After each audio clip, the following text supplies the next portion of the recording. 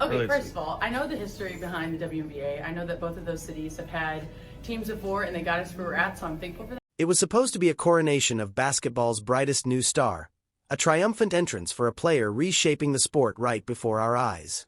Instead, the court transformed into a war zone, and Caitlin Clark became the primary target. Every team from the Dallas Wings to the Phoenix Mercury appeared to be operating from the same blueprint, and it had almost nothing to do with winning basketball games. The atmosphere inside those arenas shifted the moment she stepped onto the floor. Thicker, heavier, crackling with a strange electricity made up of pure adoration from the stands and barely disguised hostility from her opponents. It was a physically savage welcome to professional basketball. A baptism by fire that felt less like an initiation and more like a sentence. But one moment, one jarring and violent collision tore the curtain wide open and laid bare the raw, festering resentment bubbling just beneath the league's polished surface. It was an incident that exposed a truth far uglier than anyone was prepared to confront. A deliberate act of aggression that left the entire sports world demanding an answer to one burning question. Was this simply basketball? Or was it a coordinated, league-wide assault on the WNBA's most valuable new asset? The arrival of Caitlin Clark into the WNBA wasn't merely significant. It was a tectonic shift that rattled the very bedrock of women's professional sports. She was more than just the #1 overall draft pick. She was a phenomenon. A living, breathing revolution wrapped in a pair of basketball sneakers. The Caitlin Clark effect was undeniable, and its consequences were instant and staggering. Television ratings obliterated records that had stood untouched for decades, with powerhouse networks like ESPN and ABC suddenly handing the WNBA primetime real estate that had once seemed completely out of reach. Arenas that had grown accustomed to rows of empty seats were suddenly bursting at the seams, packed wall to wall with roaring fans chanting her name, a massive portion of whom had never watched a single WNBA game in their lives. She secured a jaw-dropping $28 million deal with Nike before ever lacing up her sneakers for a professional contest, a number that eclipsed the combined salaries of many of the league's most celebrated and accomplished veterans. The league itself was reorganizing its priorities around her gravitational pull, with the long-debated question of charter flights suddenly rising to the top of the agenda. A privilege once considered a fantasy for WNBA teams that had spent years packed into commercial flights like ordinary travelers. Clark wasn't just competing on the basketball court. She was a one-woman economic revolution for an entire league, and absolutely everybody knew it. But with all that blinding, overwhelming light came a slow and insidious darkness creeping in from the edges. For the veterans who had spent years grinding in near-total anonymity, who had scratched and clawed for every fragment of media coverage and every hard-fought dollar on their contracts, this sudden avalanche of attention fixed entirely on one rookie felt like a devastating and personal insult. They witnessed a player being crowned the savior of women's basketball before she had secured a single professional victory, before she had tasted the bitterness of a professional defeat. The media's narrative wasn't simply celebrating her extraordinary talent. It was painting her as the sole architect of the WNBA's renaissance, effectively erasing the blood, sweat, and sacrifice of the legends who had built this league with their bare hands. This brewed a uniquely dangerous combination of professional envy, righteous fury, and deep-rooted veteran pride. A storm was forming on the horizon, and the established players were sharpening their edges in preparation. They operated by a code that said respect in professional sports is never handed out freely, it is extracted, frequently through force. And as Clark continued to devour headlines with every passing week, that unspoken collective sentiment grew louder and more coordinated across locker rooms throughout the country, graduating from hushed whispers into a sharp, unmistakable declaration. She will not be given a single inch. All of that coiled, simmering tension was waiting for a single spark to set it ablaze. One moment to drag the subtext violently into the open and put it on full display for the world to witness. That moment arrived in the form of a brutal blindside collision that absolutely no one could look away from. And what unfolded in its aftermath would permanently alter the direction of the entire conversation. The game was against the Phoenix Mercury, and the energy inside the arena was already volatile, buzzing with a tension so thick you could feel it pressing against your chest. Every possession carried extra weight. Every dribble felt loaded with unspoken intent. And then it happened. As Caitlin Clark moved off the ball, slicing through the lane in an effort to shake free, she was met head-on by a human freight train named Sophie Cunningham. It wasn't a standard screen. It wasn't a routine pick executed to create spacing for a teammate. It was a deliberate, full-force blindside blow. A shoulder driven with maximum power into an unsuspecting player who never saw it coming. A collision more appropriate for an NFL linebacker than a WNBA forward.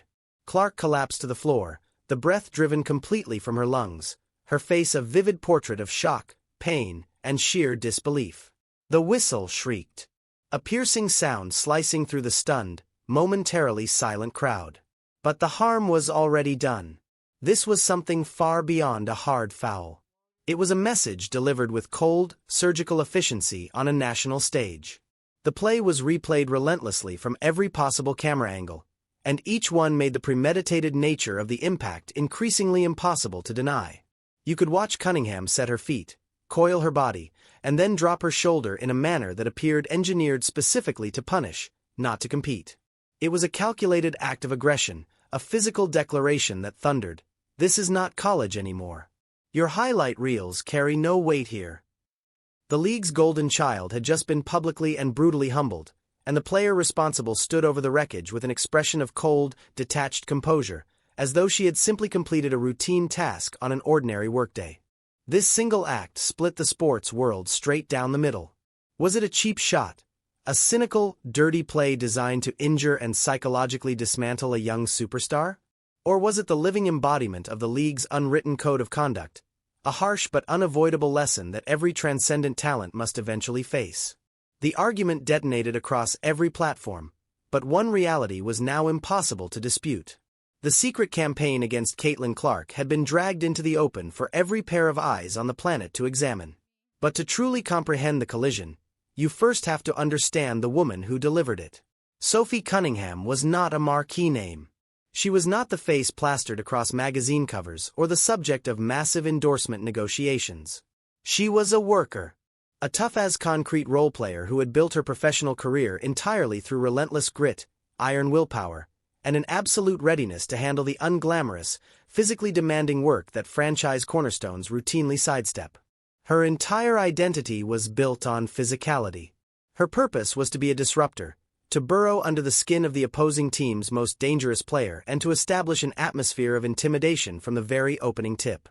In her world, basketball is a full-contact sport, and the paint is a battlefield where weakness is punished and only the genuinely tough endure. From Cunningham's standpoint, and from the standpoint of a significant number of league veterans, the hit on Clark carried no personal malice whatsoever. It was strictly professional. It was about honoring an unspoken but deeply sacred code. That code demands that rookies, regardless of how famous their name or how extraordinary their talent, must earn every single thing they get. They must demonstrate they can absorb the physicality, endure the psychological warfare, and withstand the suffocating pressure that defines life at the professional level. The veterans felt the media had placed a crown on Clark's head before she had validated a single thing at the pro level, and they viewed it as their collective obligation to pressure test this new queen they kept hearing about. They felt compelled to remind her, and to remind the entire watching world, that the WNBA is home to the most physically and mentally formidable female athletes on the face of the earth. This was their chosen method of examination, of discovering whether the phenom had the genuine substance required to justify all the overwhelming hype surrounding her. It was a brutal and uncompromising form of gatekeeping, a trial by fire constructed to distinguish the true generational legends from the players who simply burn brightly and fade. Much like the legendary Jordan rules deployed by the Detroit Pistons to systematically torment a young Michael Jordan on his climb to greatness, Cunningham was simply the chosen instrument of that broader collective intention. The one who raised her hand and stepped forward to deliver the lesson personally. In her own mind, she was not acting as a bully. She was performing the role of a seasoned veteran, administering a necessary and painful education about what it truly takes to survive among the best in the world. And as the firestorm of controversy swirled around her in the aftermath, she remained completely unapologetic, a wordless confirmation that this was, and would always remain, an accepted and integral part of the professional game. The moments that immediately followed the hit were every bit as revealing as the collision itself. As Clark lay stretched out on the hardwood, slowly gathering herself and catching her breath, the initial reaction from everyone on the court was strangely subdued, almost unsettlingly tranquil. There was no eruption, no surge of Indiana Fever teammates charging forward to stand up for their franchise cornerstone. The referees huddled together briefly, their faces giving nothing away, and ultimately produced a common foul call. For the millions watching from their living rooms, it registered as a profound and stunning failure of judgment, a complete inability to accurately recognize and categorize the violent, premeditated nature of what had just occurred. The raw, undeniable force behind the play seemed to scream for a more serious consequence, a flagrant foul at the absolute minimum, or perhaps even an immediate ejection from the game. Yet on the court itself, it was absorbed and catalogued as nothing more than another hard foul in a physical, competitive basketball game. This absence of a swift and decisive response from either her own teammates or the officiating crew created a massive vacuum, and speculation wasted absolutely no time flooding in to fill every inch of it. Why had none of her teammates stepped up to retaliate or defend her? Were they also operating inside this old-school veteran mentality, genuinely believing that Clark needed to stand up and fight this battle entirely on her own? Or were they themselves intimidated by the moment and the atmosphere? Why had the officiating crew appeared to minimize and undervalue the true severity of what they had just witnessed? The silence that blanketed that court was deafening in the most disturbing possible way, and it transmitted a chilling and unmistakable message to Clark and to every single person watching. In this league, you stand alone. It was social media that truly poured gasoline on the fire and let it roar. Footage of the hit went viral in a matter of seconds, cycling endlessly across every major platform from Twitter to TikTok, reaching audiences numbering in the tens of millions. Fans were incandescent with rage, dissecting the replay footage with the obsessive intensity of investigators examining the Zapruder film, leveling accusations at Cunningham of a cold and deliberate attempt to cause injury, and condemning the league for its catastrophic failure to shield its most important and marketable player. The incident had ceased to be a footnote in a single basketball game. It had become Exhibit A in the rapidly building legal case that the WNBA's veteran players were conducting a systematic, jealousy-fueled campaign of physical targeting against Caitlin Clark. The narrative locked itself into place with stunning speed, and it was absolutely explosive in its implications. The league's initial wall of silence gave that story the oxygen it needed to take root, spread, and grow into something monstrous. Something that cut directly to the heart of the integrity and sportsmanship of its most respected veteran players. The game on the court may have continued rolling forward to the very next possession, but the game being played in the court of public opinion was only just warming up, and its eventual verdict was going to be nothing short of devastating. It didn't require much time at all before the mainstream media apparatus converted this into a full-scale, code-red crisis. Sports debate programs that had previously afforded the WNBA little more than a passing mention in their rundowns suddenly began dedicating entire sprawling segments exclusively to breaking down the hit and everything surrounding it. Prominent, loud, and enormously influential personalities like Stephen A.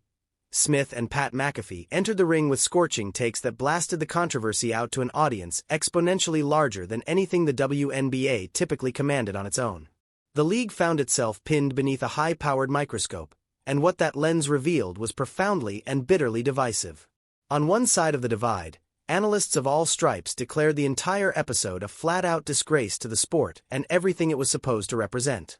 They made the argument that the WNBA had been handed a once-in-a-generation opportunity in the form of Caitlin Clark, and that its own veteran players were actively and recklessly destroying it through petty, dangerous, ego-driven behavior. They contended that the league carried a fundamental responsibility to protect and preserve its marquee attraction, not solely for her personal well-being and safety, but for the long-term financial survival and growth of the entire enterprise. This camp viewed the hit as irrefutable evidence of a deeply poisoned internal culture, one in which established players would sooner drag a rising star back into the mud than allow themselves to be lifted alongside her.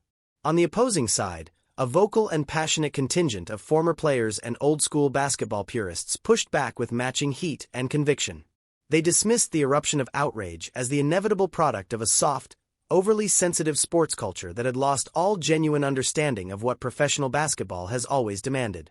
They mounted a vigorous defense of Cunningham, framing her actions as hard-edged and uncomfortable, but ultimately necessary and completely within the established traditions of the game. Legends like Diana Taurasi had famously and publicly warned that reality was coming for Clark. And this moment, they argued with absolute certainty, was precisely that reality arriving right on schedule. They reached back into the archives of NBA history to draw pointed comparisons, reminding every critic that every transcendent talent, from Michael Jordan to LeBron James, had faced suffocating physical pressure and brutal welcome to the league initiations in the earliest chapters of their professional journeys. It was a rite of passage. This camp leveled accusations at the media and the wave of new fans of being dangerously naive, of attempting to sanitize and defang a sport that is inherently, unapologetically aggressive by its very nature. Their position was unambiguous. Clark needed to toughen up and develop a thicker skin, not be wrapped in cotton wool and shielded from the game's harsh realities. This volcanic war of words catapulted the WNBA into the single biggest and most talked about story across the entire sports landscape, fracturing fans, active players, and media pundits into two irreconcilable camps. The hit had long since stopped being merely a foul. It had evolved into a full-blown cultural flashpoint, a living, breathing referendum on the past, the turbulent present, and the deeply uncertain future of the entire league. Sophie Cunningham's savage blindside screen was the most visible and dramatic act in this unfolding story, but it was a long way from being an isolated or accidental occurrence. Once analysts and an increasingly engaged fanbase began examining the evidence more carefully, a deeply troubling and undeniable pattern began materializing across the full body of Clark's games. It appeared that every single team in the league had designated an enforcer, a specific player entrusted with delivering a very personal and physical welcome to the league's newest superstar. In a widely covered and heavily discussed game against the Chicago Sky, Kennedy Carter delivered a vicious blindside hip check completely away from the ball, a movement that served absolutely zero basketball purpose, sending Clark crashing hard to the floor. Carter subsequently made comments across social media that appeared to confirm the hostility was deeply personal in nature, pouring an accelerant on an already raging fire and ultimately earning a flagrant foul classification following a formal review conducted by the league office. Against the Dallas Wings, the defensive approach was relentlessly and unremittingly physical, with players ceaselessly bumping her body, clutching her jersey away from the ball, and systematically probing the outer boundaries of what the officiating crew would tolerate before intervening. The Connecticut Sun, a franchise long celebrated and feared for their punishing, bruising brand of basketball, extended her absolutely no courtesy whatsoever, subjecting her to a suffocating wall of physicality that left her visibly worn down and covered in invisible bruises that never made the highlight reels. It became impossible to dismiss what was unfolding as coincidence. This was not about any single player making an independent decision on any single night. It was a coordinated, league-wide strategic approach, an unspoken collective agreement among veterans to systematically locate and ruthlessly exploit Clark's physical and mental thresholds. The message was being dispatched from every corner of the country with cold and deliberate clarity. Your college legacy is worthless currency here. The fame, the Nike millions, the charter flights, the magazine covers, none of it will purchase you a single moment of safety or comfort between these lines. This revelation fundamentally and irreversibly redirected the narrative, shifting it from the story of one player's questionable decision on one evening to the exposure of a deep-rooted systemic issue embedded within the league's very cultural DNA. This was no longer Sophie Cunningham against Caitlin Clark. This was the old guard of the WNBA waging open warfare against its newly anointed messiah. The league was staring directly into the hollow eyes of a profound and destabilizing identity crisis. Was it a league prepared to open its arms and fully embrace the extraordinary mainstream commercial appeal that had suddenly landed in its lap? Or would it retreat and cling desperately to an aging, brutal internal code of conduct, even if honoring that code meant actively repelling the enormous new audience that was flooding in and generating revenue the league had never seen before? Every hard foul delivered and every off-ball shove administered against Clark represented another log thrown onto an already enormous fire. A fire that was now burning hot enough to threaten the entire season and everything the league had worked toward.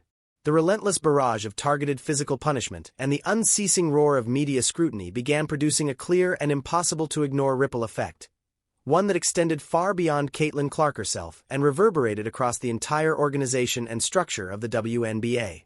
The league now found itself teetering on a precarious and extraordinarily high-stakes ledge. It was simultaneously basking in the highest television ratings and arena attendance figures in its entire history, a reality almost entirely attributable to the Caitlin Clark phenomenon. Yet the on-court product was being defined and remembered not for brilliant basketball, but for a suffocating narrative of targeted bullying and barely disguised jealousy. The officiating crews found themselves trapped in an impossible and no-win situation from which there was no clean exit. If they called the game with tighter scrutiny in an effort to shield Clark from the onslaught, they were immediately and loudly accused of extending her preferential treatment and manipulating the competitive integrity of the game itself.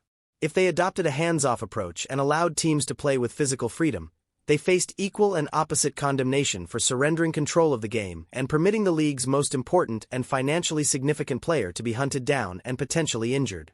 This suffocating level of external scrutiny produced wildly inconsistent officiating from game to game and quarter to quarter, which in turn generated cascading waves of frustration from players, head coaches, and fans who had no idea what standard was being applied on any given night. For Clark herself, the accumulated toll had become plainly and painfully visible to anyone paying attention. The relentless physical punishment was grinding her down with the slow, steady efficiency of erosion, and the mental exhaustion of existing as the permanent center of a non-stop, all-consuming controversy was written unmistakably into her body language on the court. Her game, while still capable of producing flashes of the extraordinary brilliance that had made the entire country fall in love with her, was growing increasingly erratic as she attempted to navigate a professional environment that felt openly and deliberately hostile at every turn. She was confronting a level of combined defensive intensity and calculated physical aggression that no rookie in the history of the sport, male or female, had ever been asked to absorb while performing beneath such an unforgiving and unblinking spotlight. The veteran strategy appeared, on its surface, to be producing its intended results. They were making their point about the WNBA being an entirely different and far more demanding level of competition. But the price of that victory was revealing itself to be potentially catastrophic in its proportions. The very qualities they believed were protecting and preserving the integrity of their league, the uncompromising physicality, the earn your respect or suffer mentality, were being received by the massive and rapidly expanding new audience not as admirable toughness, but as naked unsportsmanlike conduct and petty, small-minded spite. The league was commanding more attention than at any point in its history, but the reason for that attention was threatening to permanently poison the well. The question had completely transformed.